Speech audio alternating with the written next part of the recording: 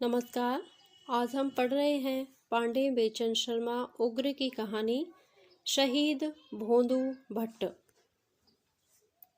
उस डिब्बे से 27 आदमियों के बैठने की जगह थी और सब की सब छिकी हुई थी।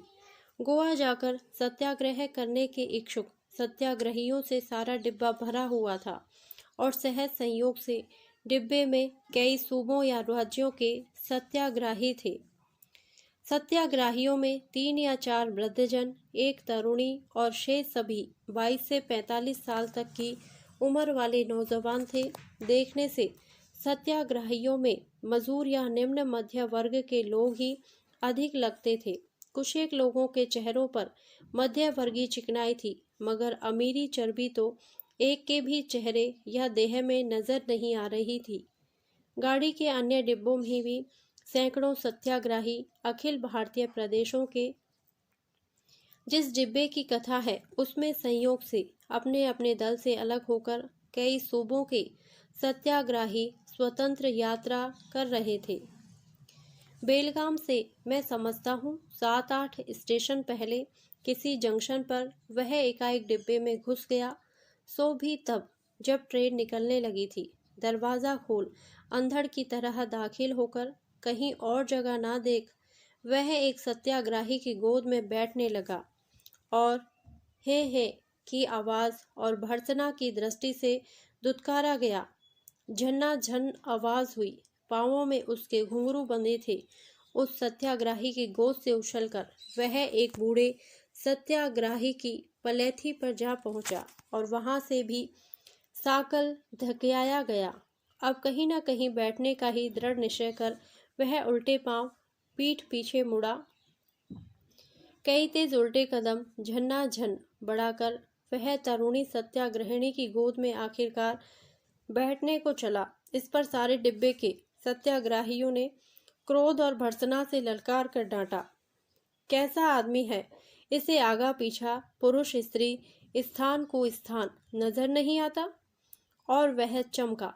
लोगों के चेहरों से उसे मालूम पड़ा कि शायद उससे कोई चूक बन पड़ी है। बिजली की तेजी से मुड़कर उसने देखा कि अपने ठीक पीछे उस तरुणी को कौतूहल मंद मुस्कुराते पाया। झट से तरुणी के समक्ष हो वह उसके चरणों पर गिर पड़ा। क्षमा करो माँ, जगह पाने की घबराहट में मैंने तुमको देखा नहीं। मुझ मूर्ख की चूक माफ करो माँ। नहीं भाई, मैं नाराज नहीं, क्या करते हैं। तरुणी ने अपने पैर उसके सिर के नीचे से सावधानी से हटा लिया। इसके बाद ही वह झपाक से झन्न से चमककर डिब्बे के फर्श पर नृत्य की मुद्रा में खड़ा हो गया। अब सारे के सारे सत्याग्रहियों ने उस आदमी को गौर से देखा।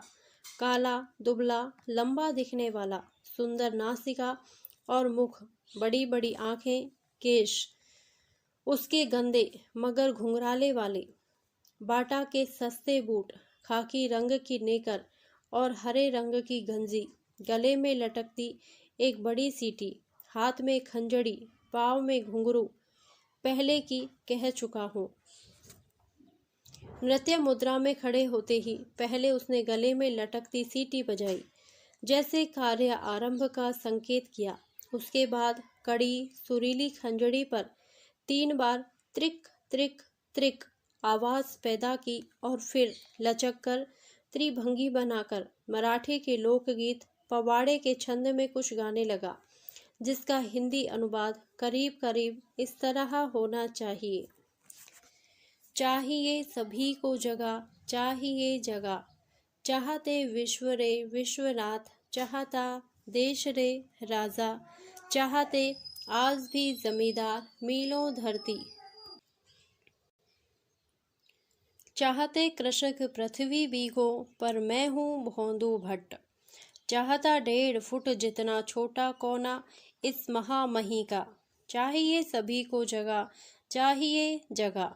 ईश्वर की सृष्टि रचने के लिए, राजा को राज करने के लिए, जमींदार को ऐश करने के लिए, किसान को परिवार पालने के लिए, भोंदू भट्ट को भी जरा सा बैठकर दम लेने के लिए, जिंदगी की यात्रा में कठिनाइयों की रेलगाड़ी में चाहिए जगह, चाहिए सभी को जगह, जगह के लिए ही सभी के आग्रह, सभी के दुराग्रह। सत्याग्रह कभी कभी, जैसे हम अभी अभी गाते हैं, गोवा गोवा किस लिए जाते हैं, गोवा गोवा किस लिए। सत्य क्या नहीं, यह गोवा है एक जगह, इसलिए सीधी सी बात यह है, चाहिए सभी को जगह, जगह जगह जगह। डिब्बे के सभी सत्याग्रहियों के माथे पर भोंदू भट्ट के प्रदर्शन से चिंता की रेखाएं उगाई। सभी को एक बार ऐसा लगा जैसे उन्होंने आदमी को पहचानने में धोखा खाया हो। अंधेरे में सर्पवत दिखने वाली वस्तु के निकट आने पर सुगंधित मोगरे का हार नजर आने से जो भाव चेहरे पर आते हैं, उन्हीं भावों में सबके चेहरे रंग उठे। इधर मेरे पास आकर विराजो भाई। इंदौर मध्य भारत के एक सत्याग्रही तरुण ने भोंदू भट्ट को अपनी ओर बुलाते हुए कहा। फिलास्कर के वेश में बुद्ध तो सैकड़ों देखने को मिले थे, पर बुद्ध के वेश में फिलास्कर आज ही नजर आए आप। इधर आइए की आवाजों से डिब्बा गूंज उठा। क्षण भर पहले जिस शख्स को लोग इंच भर जगह देने पर राजी नहीं थे, उसे ही अब हर एक आदमी अपनी अपनी जगह बांटने को तैयार हो गया। मैंने सोचा, आदमी धीरज ना छोड़े तो समय बदलते देर नहीं लगती। इसी वक्त उस तरुणी ने भोंदू भट्ट को आवाज दी, तुम मेरे पास आकर बैठो, क्योंकि तुमने मुझे माँ कहा। और भोंदू भट्ट बंदर की तरह उछल खंजड़ी पर थाप मारकर तरुणी की बगल में जा बैठा। आप क्या करते हैं? दिल्ली के एक सत्याग्रही ने पूछा। कानून भंग। कानून भंग? एक मराठी सत्याग्रही ने आश्चर्य और अविश्वास से कहा। किस देश के कानून आप तोड़ते हैं? एक नहीं, दो दो देशों की। ताज्जुब। एक मुसलमान सत्याग्रही ने हैरत से कहा। दो दो मुल्कों के कानून जनाब तोड़ते हैं? उन मुल्कों के नाम भी होंगे? है ना, भोंदू भट्ट ने दृढ़ता से कहा। पुर्तगाल और भारत, इन दोनों ही राष्ट्रों में कानून में करीबन हर महीने सारी जिंदगी तोड़ता चला आ रहा हूँ। किस तरह? मैं गोवा की सीमा से विलायती सामान भारत में लाता हूँ और भारत से ज़रूरी चीज़ें टैक्स फ्री गोवा पहुँचाता हूँ। खूब। सत्याग्रहियों के डिब्बे में बूटलेगर, स्मगलर, सीमा चोर, आप कहाँ तशरीफ़ ले जा रहे हैं? वही जहाँ आप सब भाई जा रहे हैं। क्यों, सत्याग्रह करने? नहीं तो क्या, भारत से कोई माल गोवा की सीमा में स्मगल करने? हाँ, तब आप हमारे साथ क्यों चल रहे हैं? आप ही लोगों को मैं गोवा के अंदर स्मगल करूँगा ना। गोवा के जागरण के लिए भारतीय जवान ज़रूरी हैं। जरूरी और महंगी चीज़ें ही मैं सीमा के इस पार से उस पार स्मगल करता हूँ। सारे पहाड़ी बीहड़ पथ और जंगली पगडंडियाँ मेरी जानी जोई हैं। मैं ऐसे रास्ते आप लोगों को ले चलूँगा कि जब तक आप बिल्कुल अंदर ना पहुँच जाए, तब तक कोई आपकी आहट तक ना पा सके। मगर हम सीमा पर ही सत्याग्रह करें तो क्या बुरा बहुत, अंदर क्यों जाएं? एक सत्याग्रही ने कहा। इसलिए कि गोवा के दूर देहातों की जनता भी ज्योति की किरणें देखे और जागरण का संदेश सुने। सीमा पर सत्याग्रह ऊपर ऊपर दवा है, अंदर तक असरदार दवा ही रोग दूर करती है। जय हो भोंदू भट्ट की। मध्य प्रदेश के एक वृद्ध सत्याग्रही ने कहा। बिल्कुल सही बात, मैं तो आप ही के नेतृत्व में सत्याग्रह करूंगा, जहां भी आप कहेंगे। मैं गोवा की सही में सेवा करने आया हूँ, केवल दिखावे के लिए नहीं। मगर मैं नेता नहीं, भोंदू भट्ट हूँ और सत्याग्रही नहीं, सीमा चोर हूँ। केवल श्रद्धा से मैं आप लोगों को गुप्त पहाड़ी राह से गोवा के हृदय तक पहुँचा दूंगा। इसके बाद मैं रुकूंगा नहीं, फौरन लौट जाऊंगा। उधर से काफ़ी माल इधर लेकर आना है। क्या माल है? फाउंटेन पेन, घड़ियाँ, श्रृंगार और शौकीनी की विलायती चीज़ें जो भारत में भारी टैक्स के कारण बहुत महंगी मिलती है। सैकड़े में 100 के मुनाफे का धंधा है। फिर भी तुम्हारे तन पर मुनासिब कपड़े तक नहीं। मगर 100 में 100 नफ़ा उठाने वाला व्यापारी मैं तो नहीं, मैं तो भोंदू भट्ट भर हूँ। जब सारा माल इधर से उधर तुम ही करते हो, तब भोंदू भट्ट का व्यापारी ना होना, कस्तूरी मृग का अपने ही भीतर की परम सुगंध से अपरिचित होना नहीं तो क्या। सुगंध से अपरिचित नहीं, मेरा कोई है ही नहीं कि ज़रूरत से ज़्यादा कमाऊं या जोड़ूं। फिर यह खतरे का धंधा क्यों करते हो? उसी के लिए मृदु गंभीर होकर भोंदू भट्ट ने कहा, वह है ना मेरी। कौन? कई सत्याग्रहियों ने प्रश्नों की झड़ी लगा दी। कौन है तुम्हारी पत्नी? रखेली? माशुका? मैं पूछता हूँ, मध्य प्रदेश के वृद्धजन ने जरा धिक्कार भरे भाव से प्रश्न किया। किसी की अगर कोई हो तो उसे पत्नी, रखेली या माशुका ही होना चाहिए, माँ, बहन, बेटी नहीं हो सकती। माँ बहन बेटी के लिए जान देने वाले दुनिया में हैं, भरे पड़े हैं। अब तक चुप सत्याग्रहिणी तरुणी ने विवाद में पहली बार योग दिया। मगर आदमी दीवाना होता है किसी चमक चंदा ही के लिए। माँ ने सच कहा, भोंदू भट्ट दीवाना है। किसका? अपने प्रिय का नाम औरत ही नहीं, प्रेमी मर्द भी मुंह पर मुश्किल से लाते हैं। ऐसा क्यों होता है भाई जी? तरुण सत्याग्रहिणी ने पूछा। दूसरे की दूसरे जाने, मैं तो अपने उनका नाम इसलिए नहीं बतलाता कि लोग समझेंगे नहीं और मेरी जिंदगी दुश्वार कर देंगे। मतलब यहाँ कौन किसकी समझने की कोशिश करता है? ऊपर ऊपर से टटोल कर झट से लोग राय कायम कर लेते हैं। भरसक गलत और उनकी मिट्टी पलीत होकर ही रहती है जिनके बारे में लोग गलत राय बना लें। मगर हम आपको पहचान गए। क्या? वही। फिर भी इस पर पीछे से किसी बनारसी सत्याग्रही ने धृष्टता से चिल्लाकर कहा, फकत दुम की कसर है। मगर उस सत्याग्रही का वह रिमार्क किसी को भी अच्छा नहीं लगा, क्योंकि डिब्बे भर के सत्याग्रहियों की सहानुभूति भोंदू भट्ट के मनोरंजक व्यक्तित्व के प्रति थी। किसी सत्याग्रही को किसी भी भाई बहन के लिए ऐसी बात कहना शोभाजनक नहीं है। मगर भोंदू भट्ट बुरा नहीं मानते। भोंदू भट्ट ने उस सत्याग्रही से कहा, श्रीमान के पास कोई फाजिल दुम यदि हो तो मुझे उधार देकर कसर पूरी कर सकते हैं। साक्षात पशु, पुच्छ विशानहीन। अधेड़ मराठी सत्याग्रही ने बनारसी सत्याग्रही की तरफ देखकर कहा। कहां से कहां बात जा पहुंची। तरुणी ने रसभंग होते देखकर विरोध के स्वर में कहा, कहाँ तो भाई साहब से उनकी प्रियाजी का नाम पूछा जा रहा था, कहाँ अप्रिय बात बनने लगी। हाँ भाई साहब। तरुणी सत्याग्रहिणी ने भोंदू भट्ट को पुनः छेड़ा। वह आपकी कौन है? मैं पूछता हूँ माताजी, भोंदू भट्ट ने कहा। जिसे कोई प्रिय माने, उससे दुनिया या समाज की कोई रिश्तेदारी होनी ही चाहिए। वह मेरी प्रिय है। कौन आखिर? आप लोग हंसेंगे भोंदू भट्टे की मूर्खता पर। लीजिए, मैं तो दांत भींच लेती हूँ। तरुणी ने प्रसन्न नटखट भाव से भोंदू भट्ट से आग्रह किया। मैं हरगिज नहीं हंसूंगी। हंसने में भी बुरा होता है। वाह भाई। भोंदू भट्ट बहा।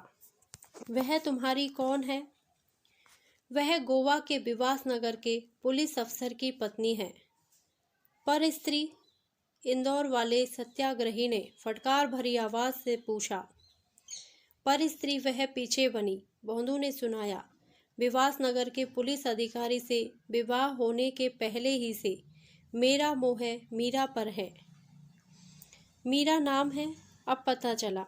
मीरा किसी को जपती थी, मगर यह है कि मीरा को जपते हैं। मगर जब से उसकी पुलिस से शादी हुई, भोंदू ने कहा, तब से वह मीरा से मेहरी बन गई है। ऐसा क्यों हुआ? पुलिस अफसर गोयानी ईसाई है ना, फ्रांसिस डिसिल्वा। उसने शादी करने के पहले ईसाई मजहब में मिलाकर मीरा को मैरी डिसिल्वा बना लिया था। मीरा को पुर्तगाली पुलिस ने मैरी क्यों बनाया? बिहार के सत्याग्रही ने पूछा। क्योंकि मीरा का बड़ा भाई क्रांतिकारी विचारों का युवक था। उसने फिरंगियों के विरुद्ध पार्टी में अपना नाम लिखाया था।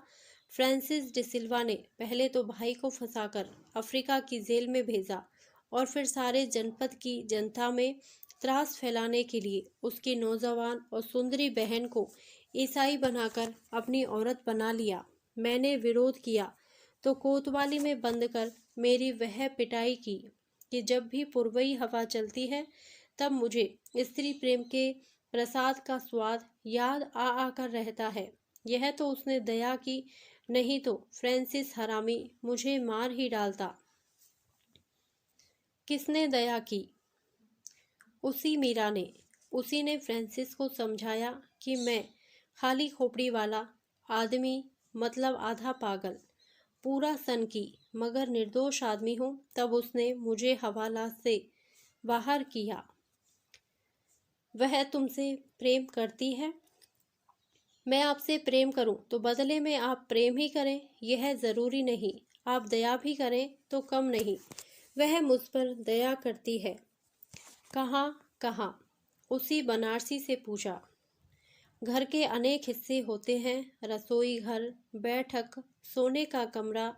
मीरा से मैरी बनकर वह किस जगह तुम पर दया करती है? दिल में दया है उसके दोस्त, भोंदू भट्ट ने बनारसी से बिना बिगड़े कहा। मेरे लिए उसके दिल में दया है।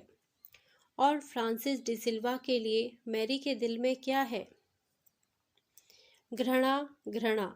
कुछ खुश सा होकर भोंदू भट्ट ने सुनाया। क्योंकि जबरदस्ती वह ईसाईन बनाई गई है। वह चाहती है कि पुर्तगाली राज गोवा से हटे और फ्रांसिस डिसिल्वा संकट में पड़े। उसने मुझसे कहा। क्या कहा?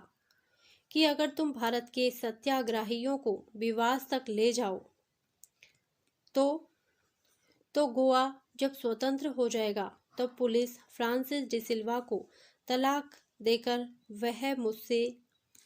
ओहो, उज्जैन के सत्याग्रही ने कहा। देखता हूँ गोवा की मुक्ति में दूसरे की लुगाई से आपकी सगाई का संबंध खाल बाल की तरह जुड़ा हुआ है।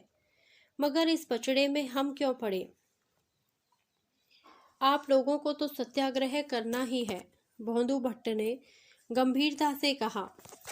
फिर उसे इस तरह करने में क्या हर्ज है कि आप लोग सत्याग्रह भी कर ले और मेरी सगाई भी सेटल हो जाए। आप मीरा बहन को बहुत चाहते हैं, देखती हूँ, तरुणी ने कहा। इसके उत्तर में स्वीकार भाव से भट्ट ने दमड़ी के गुड़ की तरह मीठा बना दिया। सब लोग हंस पड़े। यह चाह क्या है भाई? तरुणी ने मजाकिया प्रश्न किया। लिप्टन की चाह, बनारसी बेढंगा बोला। सर्दी में गर्मी और गर्मी में ठंडक पहुंचाने वाली। सत्याग्रहियों में से कई बनारसी की उक्ति पर हंसे, लेकिन दूसरे कई तरुण सत्याग्रहिणी का लिहाज कर मौन ही रहे। पर भोंदू भट्ट की मस्त मुद्रा पर बनारसी सत्याग्रही के तानों का कोई भी प्रभाव नहीं पड़ा, बल्कि चाह के प्रश्न पर जैसे उसके उत्साह में उन्माद आ गया। एकाएक चमक कर खड़ा हो गया। खंजड़ी पर थाप मार नृत्य मुद्रा ग्रहण कर घुंघरू झंझना भोंदू भट्ट एक पवाड़ा गाने लगा। इस बार प्रेम पवाड़ा, जिसका भाव करीब करीब यों था। तुम पूछ रही हो, आहा, क्या है चाह क्या? मैं क्या बतलाऊं वहा क्या? गूंगे ने गुड़ खाया, स्वाद क्या बतलाए? जो जिसको जाने सो क्यों कर लब पर लाए। मैं क्या बतलाऊं वहा क्या? आहा, क्या है चाह क्या? तुम पूछ रही हो, दिल कोई देता कैसे? मैं इस हैरत में कोई ले लेता कैसे? बेझीने बेझपटे बगैर डाका डाले, लुटते हैं नित्य ही तो दुनिया में दिल वाले। लुटते हैं दिलवर, मैं क्या बतलाऊं, वह क्या, आहा क्या है, चाहा क्या। तुम पूछ रही हो दीपक पर जल जाने में, लगते हैं कहाँ सुरखाबी पर परवाने में। मैं क्या बतलाऊं, सचमुच यूं मर जाने में, मधुरता कहाँ। सहमति समझ समझाने में, पर स्वाद कहीं मधुर है निश्चय। जिसकी मिठास से लग निर्भय, मर मर कर बनते मृत्युंजय। हम तुम वे अगजन जन जय जय। मैं क्या बतलाऊं वह क्या, आहा क्या, चाहा क्या। ईमान की बात पूछी तो भोंदू भट्ट की बातों, उसके बेतुके गानों और फक्कड़ मस्त स्वभाव से उस डिब्बे के सभी सत्याग्राही उसकी तरफ आकर्षित हुए और सीमा के सत्याग्राही शिविर में पहुंचने पर संचालक जी से हम सभी ने आग्रह किया कि वह हमें भोंदू भट्ट के पथ प्रदर्शन में गोवा की सीमा में सत्याग्रह करने जाने दे। संचालक जी के राजी होने में बहुत विलंब नहीं लगा, लेकिन भोंदू भट्ट ने सत्याग्रह संचालक और हम सबसे वचन ले लिया कि गोवा के अंदर का रास्ता उसने बतलाया यह भूलकर भी किसी को ना बतलाया जाए, क्योंकि इससे उसके पेशे को धक्का लगेगा। इस पर सत्याग्रह संचालक जी ने भोंदू भट्ट को पूर्ण आश्वासन देते हुए कहा, मुझे आपकी बातें मंजूर हैं, बशर्ते कि अपनी मस्त अदा से एक कविता आप मुझे सुना दें।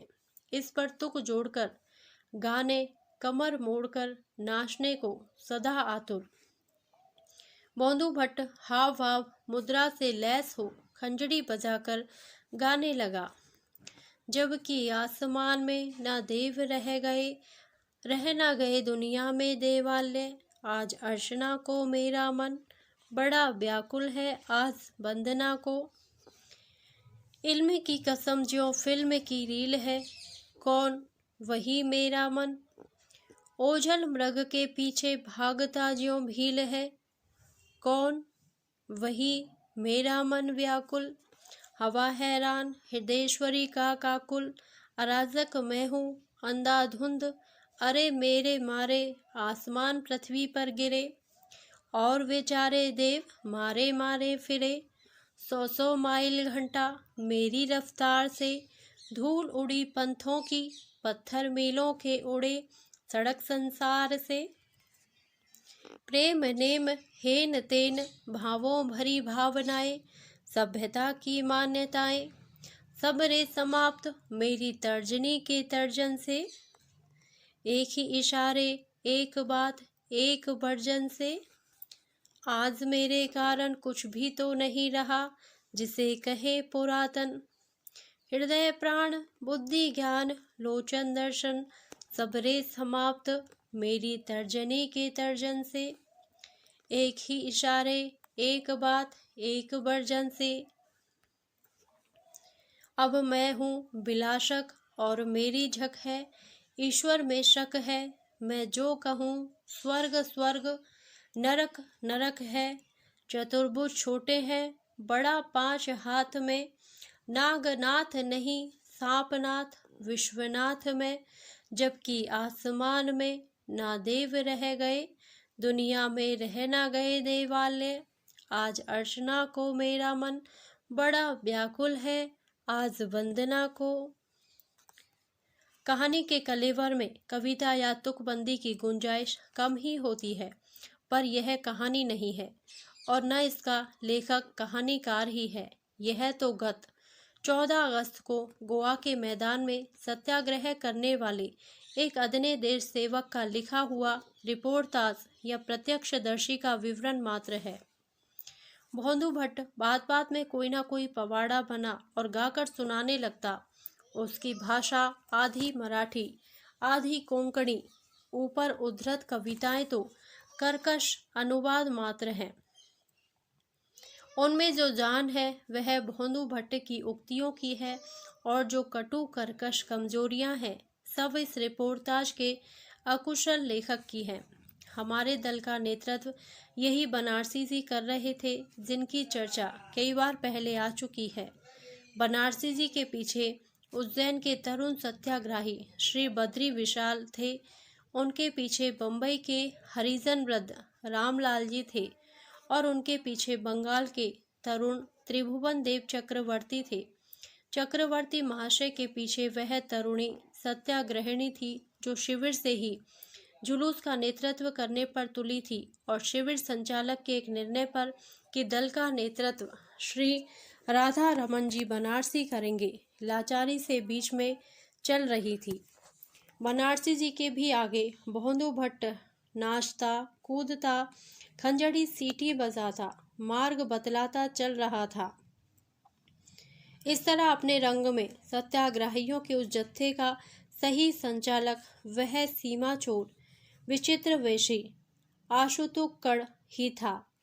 यह बात शायद उसकी समझ में भी आई, तभी तो विवाद से 3 मील पहले ही उसने आगे आगे चलना बंद कर दिया था, यह कहकर कि उसका काम केवल राह दिखाना है, सो भी हृदयेश्वरी मैरी को प्रसन्न करने के लिए वह काम अब करीब करीब हो चुका था। मैं अब आगे आगे नहीं जाऊंगा, उसने कहा। क्यों भाई? तरुणी सत्याग्रहिणी ने पूछा। क्योंकि मैं मरने के लिए सत्याग्रहियों के साथ यहाँ तक नहीं आया हूँ। मेरी ओर से सारी दुनिया मर जाए, खस कम जहाँ पाक, केवल हम बचे रहे, मैं और मेरी वह मैरी डिसिल्वा। सत्याग्रह करके जान दे मेरा मुद्दई। मैं सत्याग्रही नहीं, सीमा चोर हूँ, विवेकी नहीं, भोंदू भट्ट हूँ और अपना नाम और पेशा विश्व के बड़े बड़ों से बदलने को तब तक तैयार नहीं जब तक वह है वही मेरे दिल के कूड़े खाने पर भी अपनी मुस्कान की चांदनी, अनुराग के गुलाब खिलाने वाली मेरी मैरी मैरी। भाई, तरुणी ने कहा, तुम भी तो भारतवासी हो या नहीं? ऋषि गुरु पितृ ऋणों की तरह जननी जन्मभूमि का भी ऋण होता है। होता होगा ऋण माँ, भोंदू भट्ट ने कहा, पर भोंदू भट्ट ना तो किसी देश में रहता है और ना किसी का कर्जदार है। मैं अपनी प्रियतमा के हृदय नगर का नागरिक हूँ। दर दीवार दर्पण भय। क्या? तरुणी ने पूछा। बचपन में साधु से सुना था। क्या? दर दीवार दर्पण बहे, जहाँ देखो तहाँ तो ही, काकर पाथर ठीक री, भय आरसी मोही। भोंदू भट्ट का मीरा पर ऐसा एकांत प्रेम देखकर जैसे उस तरुण सत्याग्रहिणी में मोह का मधुर पानी आ गया। उसने पूछा, तुम सबको अपनी मीरा ही की तरह देखते हो? सबको? मुझे भी? हाँ माँ, भाव विह्वल उस नर लंगूर ने कहा। अपनी मीरा ही समझकर रेल के डिब्बे में आपके चरणों पर माथा रख दिया था, तो बस अब मैं आगे नहीं जाऊंगा। रास्ता सीधा है। आधी मील पर विवास नगर पर चौमुहानी मिलेगी, वहीं पर पुलिस कोतवाली है, जिसके पीछे क्वार्टर में मैरी है। आप लोगों के संकट में पड़ते ही वह समझ जाएगी कि उसके दरवाजे तक गोवा की पुकार कैसे आ पाई है। वहां से वह आगे नहीं बढ़ा। जुलूस बनारसी जी के नेतृत्व में आगे बढ़ा, तरह तरह के आज़ाद नारे लगाता हुआ। मैं उनके बिल्कुल पीछे था। भोंदू भट्ट के चले जाने पर मैं कुछ भयभीत सा हो गया। मुझे लगा कि कुछ ही आगे विवास नगर की वह चौमुहानी होगी, जहां पहले ही बर्बर पुर्तगाली पुलिस सैनिक हमारी मिट्टी पलीत करके छोड़ेंगे। जान से भी मार सकते हैं। देखते ही गोली मारो की आज्ञा पुर्तगाली सैनिकों को हुई तो क्या मैं मर जाऊंगा? अरे ना, तबाही के लिए सत्याग्रह करने नहीं आया हूँ। आया हूँ दुनिया की वाहवाही लूटने। मैं कांटा निकालने के बहाने रुक गया और जुलूस नारे लगाता गाता जय जय हिंद करता आगे निकल गया। 10 मिनट, 20-30 मिनट और धाएं धाएं धाएं 3 आवाजें। तो क्या पुर्तगालियों ने हम पर फायरिंग शुरू कर दी? मैं क्या करूं? आगे बढ़कर देखूं या पीछे हटकर जान बचाऊं? मगर पीछे भी अगर पुर्तगाली मिले तो? इतने में वही नजर आया, भोंदू भट्ट उधर को झपटा हुआ जाता जिधर सत्याग्रहियों का जुलूस किया था। उसे देखकर हिम्मत फिर से बढ़ गई और उसके साथ मैं भी उसके पीछे पीछे विवास नगर की चौमुहानी की तरफ बढ़ा। भोंदू भट्ट भी सुरक्षित स्थान से तमाशा देखने के इरादे से शायद आया था, क्योंकि जो ही सत्याग्रही नजर आए वह एक मकान के कोने में दुबक रहा। अब सामने चौमुहानी का मोर्चा स्पष्ट नजर आने लगा। चौमुहानी के बीच में एक छोटा सा पुराना मंदिर था। मंदिर की उस ओर पुर्तगाली सशस्त्र सैनिक कुछ करने पर कटिबद्ध से खड़े थे और इस ओर से सत्याग्रही मरने पर कटिबद्ध। प्रश्न था आगे बढ़कर मंदिर के शिखर पर तिरंगा झंडा फहराने का। बनारसी जी ने मौके पर तर्क किया कि दल के नेता को पहले खतरे में नहीं पड़ना चाहिए, अतः कोई दूसरा आगे बढ़े। किसी दूसरे ने कहा कोई दूसरा आगे बढ़े। हंसकर उज्जैन के बद्री विशाल जी आगे बढ़े और फौरन पुर्तगालियों ने उनका सीना फोड़ दिया। हाथ में राष्ट्रीय झंडा लिए वह धीर धराशायी हो गया। अब बंगाल के त्रिभुवन देव चक्रवर्ती झंडा संभालने को आगे बढ़े और शहीद हुए। इसके बाद कई मिनट बीतने पर भी कोई सत्याग्रही जब आगे ना बढ़ा, तब वही तरुणी राष्ट्रीय झंडे की इज्जत संभालने को आगे बढ़ी और उसके बढ़ते ही मैंने देखा मेरे सामने से भोंदू भट्ट तीर की तरह मैदान की तरफ झपटा। पहले मैं मीरा, पहले मैं, लेकिन जब तक वह पहुंचे तब तक पुर्तगाली गोली कंधे में लगने से वह तरुणी भी धरती पर गिर पड़ी। अब मैदान में भोंदू भट्ट, उसने झपट कर राष्ट्रीय झंडा हाथ में लिया, फिर उछलकर दाहिने गया, बाएं गया, पीछे मुड़ा, आगे बढ़ा और लपक कर मंदिर की दीवार पर चढ़ ही तो गया। और ऐसा नहीं था कि पुर्तगाली सैनिक तमाशा देखते थे। गोलियां वे बराबर बरसा रहे थे, पर वह बच जाता था। भोंदू भट्ट मंदिर के शिखर पर जब झंडा बांधने लगा तब कहीं सैनिकों का निशाना लग पाया, और जब झंडा ऊपर फहराने लगा तब भोंदू भट्ट भू पर लोटन कबूतर की तरह छटपटाने लगा। उसकी अंतिम पुकार, हे राम, नहीं स्वतंत्र गोवा, नहीं जय भारत भी नहीं, हमेशा के लिए चुप होने के पहले वह विजयी वीर की तरह हुंकार था। मैरी, देखा तुमने, मैं उन्हें ले आया। धन्यवाद।